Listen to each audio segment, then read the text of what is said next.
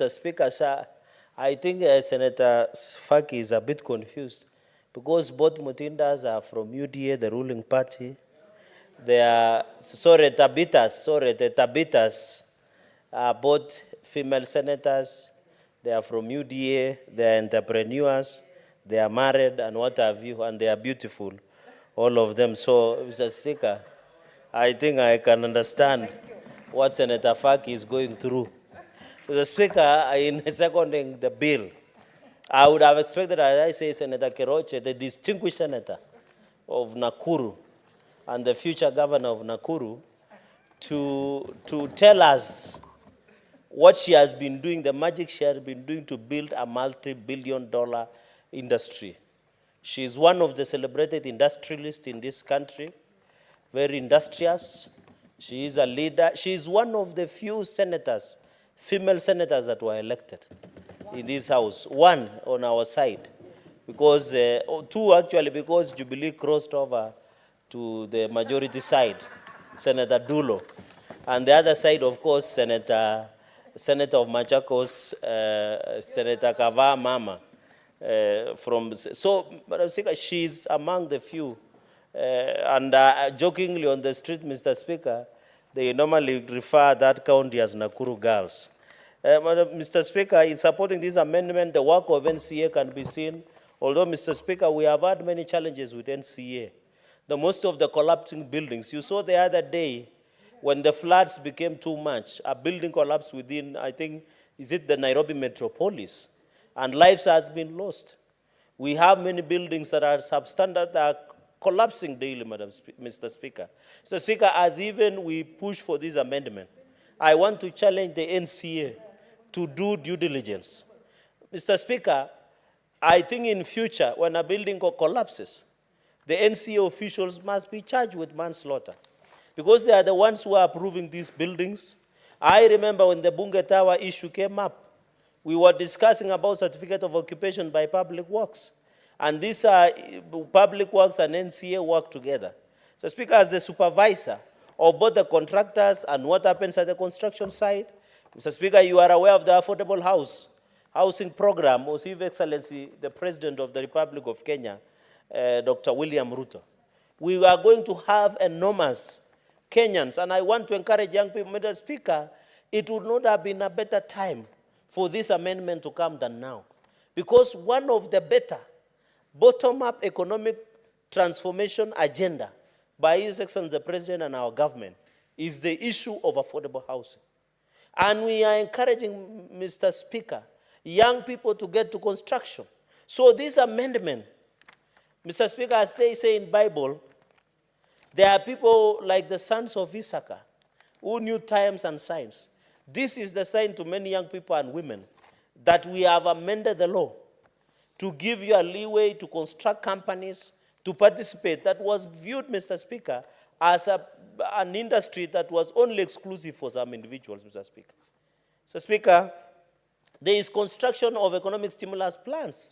The markets that we are building, even in Marimanti, even in Meru, Makutano, many other places, even in Nandi Hills, Kapsabet, Kabiyet, Monsoriat, we are building under economic stimulus plan markets. Even in Kaiboi, we are building economic stimulus plan of markets. It means this decade and this century, Mr. Speaker, sir, belongs to construction and development.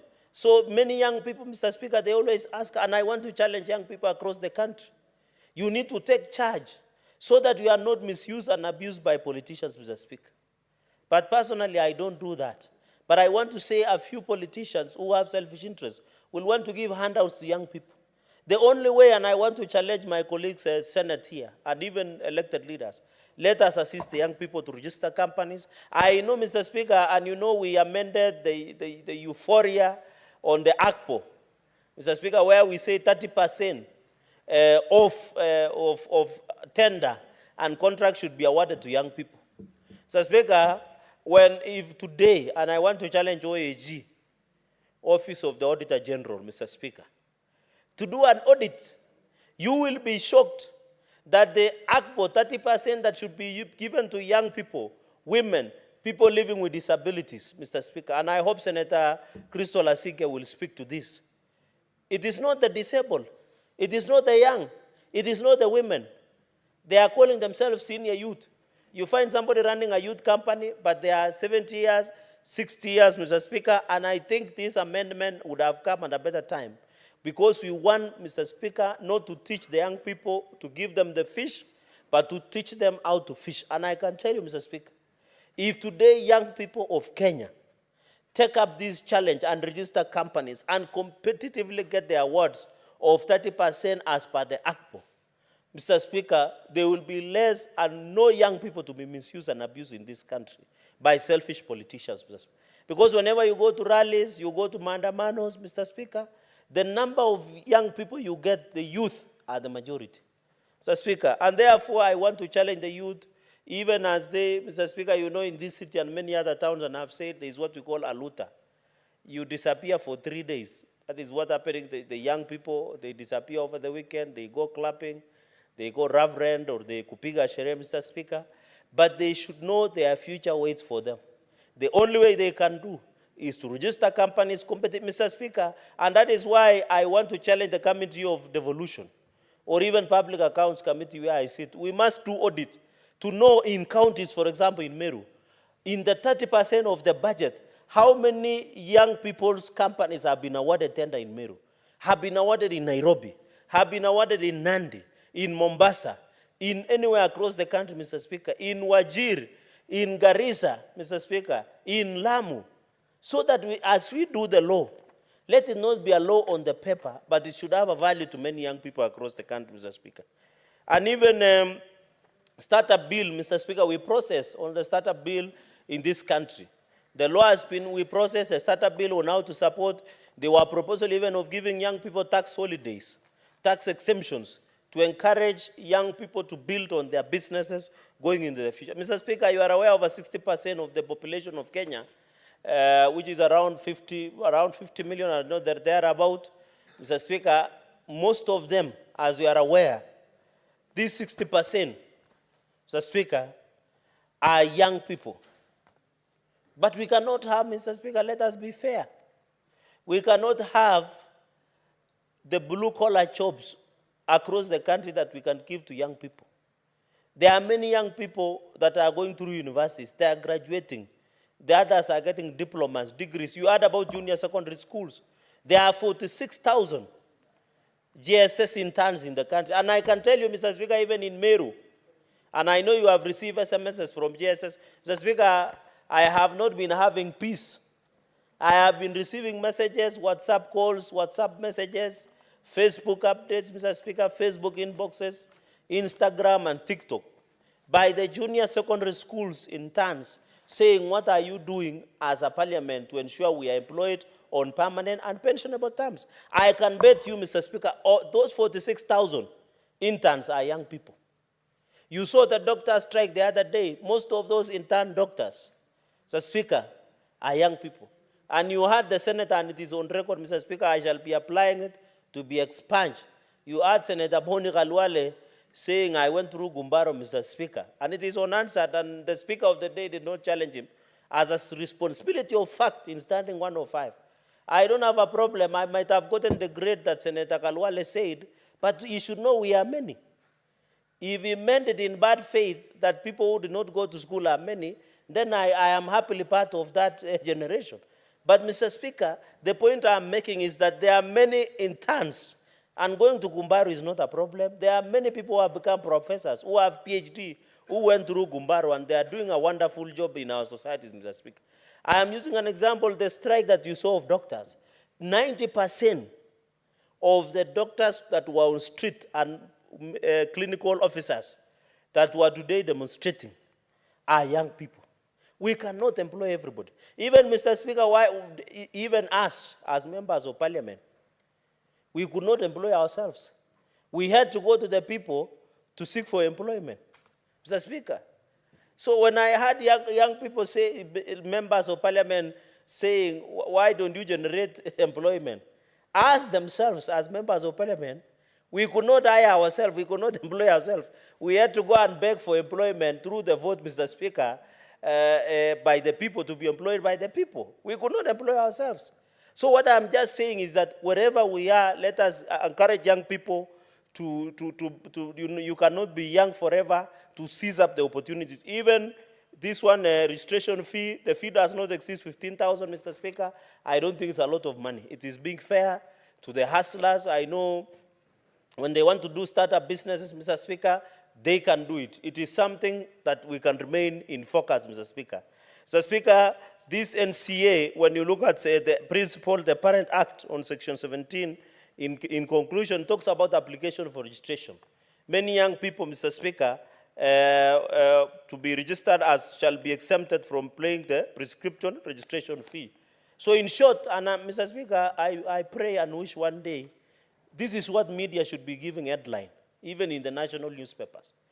That today the Parliament of Kenya through the Senate has proposed a law to ensure youth, PWDs, women, Mr. Speaker, can register free of charge.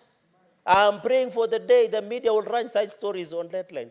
Not talking about funny things that I don't want to mention on the floor of the House, Mr. Speaker. That is the prayer that our media, I know media are doing their job, they are exposing their ills, but I want to request them to run both positive and negative. When such a law comes, I expect it to receive prominence as a news so that young people can know we are doing something. Mr. Speaker, politicians and members of parliament are normally being blasted, Mr. Speaker, for doing nothing about the common man. But here we are working. But because we cannot go on the top of the mountain and use a trumpet to tell the world media should assist us, they cover more of negativity, Mr. Speaker. I want to encourage media as they write other stories to indicate that Parliament has moved to ensure that in terms of exemption from paying prescription registration fee, and I expect people, this is for hustlers, Mr. Speaker. This is in support of better. This is what we wanted for our country, where young people can be exempted from that, Mr. Speaker. Even in, and I'm happy, I think the other issues, Mr. Speaker, on registration of application for registration remains the same. Like technical qualifications will remain the same. Necessary experience in involving construction. Mr. Speaker, I wish in future, and I know when it comes to the committee of the whole, we need to look at the experience. Because we want young people who go to study engineering, at least, Mr. Speaker, 1 or 2 years. Don't put it much. And that is what we did in the County Attorney Act, where we ensured, Mr. Speaker, that we put in place, Mr. Speaker, an experience. Because how many young people have experience? Mr. Speaker, many young people cannot get to employment because they are being told you must have experience. You must have a guarantee. You must have, in fact, Mr. Speaker, we should be looking even and exploring how young people can access credit. Because you tell them, bring collateral security. When you go home, your title deed belongs to your grandfather or your great-great-grandfather, and the bank wants to loan you collateral security. You don't have a logbook. So, Speaker, you have just finished school.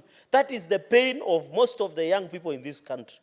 They want to do something, but they cannot do it because they need collateral security. They need logbook. They need title deed. They need payslip. They cannot, Mr. Speaker. And you know the jobs, online jobs that, Mr. Speaker, the president is trying to pursue. You can't show, I know banks will take long to adapt. Because if you tell them you are working online, they don't understand how you earn your money, Mr. Speaker. And that is why the president is going to America, other places, to look for online jobs, Mr. Speaker. And that is why the ICT hubs, I know you are a member of National Assembly and constituency ICT hubs, we will build across the country, Mr. Speaker. Even in my place, there is a place called Taptengele, where you press and get dollars through the process of Taptengele technical, then you get dollars. To bankers, they don't understand how can they give a loan somebody who works online. But they need to know that young people are moving it differently. I know there were issue of Bitcoin, but that Bitcoin in the currency, South America country has collapsed, Mr. Speaker. So young people need the support. They cannot have collateral security. They can't have title deed. They cannot have a logbook. They cannot have payslip. And that is why as a nation we must see, and this is one of the ways to rectify, Mr. Speaker, in ensuring that place, Mr. Speaker. Mr. Speaker, finally, on this amendment, I agree. This is one of the bills that I have unconditional support towards it, although it comes from the National Assembly, Mr. Speaker. This is one of the brilliant bills. Let us give a chance to young people to feel they are part of us. Mr. Speaker, the reason most young people, and I heard Senator Miraj Abdullah in the morning saying the reason, many people don't know that in your tenure in National Assembly, you are very instrumental in ensuring that Muguka and Mira were put as part of the crop development, and it's a legal crop. The argument was that when you see young people consuming, even during daytime, it's not because there is a job, it is because they are idle. And they say the idle mind is a devil's workshop. I know, Mr. Speaker, there is issue of a hustler fund that His Excellency the President as his pet project of better economic, and we want the young people to borrow that money and put in place and generate their income, Mr. Speaker, through the hustler fund. And that hustler fund, you don't need collateral security. You only need your phone and yourself to be able to get that money, Mr. Speaker. So therefore, Mr. Speaker, I really want to appeal to the young people, women, and people living with disability, Mr. Speaker. Interestingly, Senate, almost 50%, Mr. Speaker, are young people. I expect all the young people in the Senate, including myself, to say something about this bill. Mr. Speaker, we have a number of women senators. I expect them to speak to this bill, Mr. Speaker. We have a number of people living with disabilities or differently able, led by Senator Crystal Asige, Senator Mbugua. I expect them to fine-tune and look at the law and tell us, is it okay? Is it in line with what their constituency wants to look like, Mr. Speaker? Are they comfortable? And that is what I wanted to put in place, Mr. Speaker. So, Mr. Speaker, going into the future, let us amend all laws that is possible within the counties. And I've challenged the Devolution Committee, Senator Abbas, the Senator Chairperson, should do an audit. The Finance and Budget Committee, I saw the Chairperson, Senator Captain Ali Roba, Governor. Finance and Budget should table a report on the compliance of 30%. We want to know what Meru, how many companies that belong to young people, even here in Nairobi through Senator Mutinda. And I'm happy the Vice Chairperson of Finance and Budget she's here. She should tell the country how many counties are complying with 30% rule. Even in Nakuru, we want to know how many youthful companies are giving business to young people. Mr. Speaker, and that is the future we want to see, Mr. Speaker. But we should feel encouraged. We are not encouraging young people to do corruption. We want them to do legit, not chemical business like some people would want to do. We want them to do legit, not chemical business, Mr. Speaker, and finish in the words of the great man called Bob Marley, who unfortunately died in cancer at 36 years. And I want to encourage young people, because young people, Mr. Speaker, every day would want to be rich overnight. They want to be instant millionaires. But when Bob Marley was being interviewed, he was asked by a reporter, how many wealth and possessions have you acquired through your concerts and selling of your songs? He asked him, what do you mean? Is it riches, possession, wealth? What do you mean? Then he says, in terms of wealth, Bob Marley answered this, and this should encourage us even in leadership. His riches and true riches and wealth is to have a life full of love and to live forever, Mr. Speaker. With those beautiful words of Bob Marley, may his soul live and Rastafarians don't die. They transit to another world. Encourage young people as I second this bill. I thank you, Mr. Speaker, and I beg to second.